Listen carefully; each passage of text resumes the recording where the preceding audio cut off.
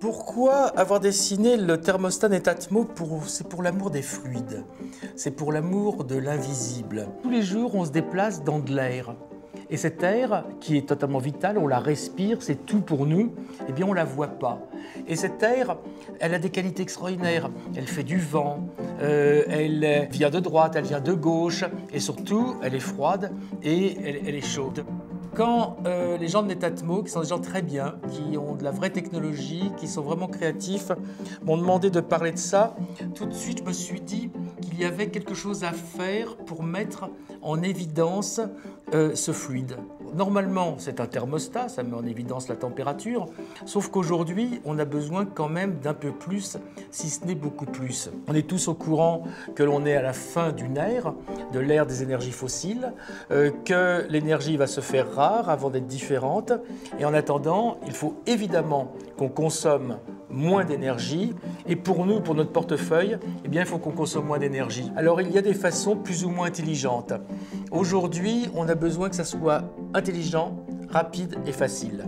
Donc, le mieux, c'est d'avoir un thermostat, mais qui n'en porte presque même plus le nom, parce que c'est tellement autre chose dans la façon de faire, la façon de penser, et ce thermostat va tout gérer et va nous aider à économiser. Et le tout, d'une façon très facile, c'est de votre téléphone, de votre smartphone.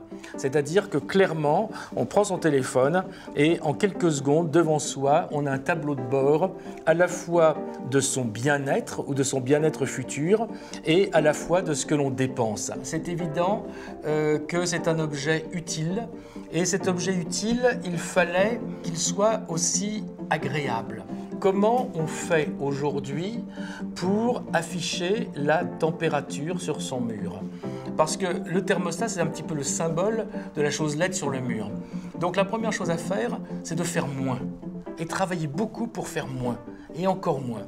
Il faut beaucoup de savoir-faire, beaucoup de courage, beaucoup de travail pour faire moins. C'est-à-dire qu'il y a une évocation d'un objet, un fantôme, qui prend les reflets à la fois de la lumière environnante, qui peut se personnaliser avec un reflet de votre couleur favorite, et cette chose va vous donner en un clin d'œil tout ce dont vous avez besoin, ce que vous avez besoin de savoir.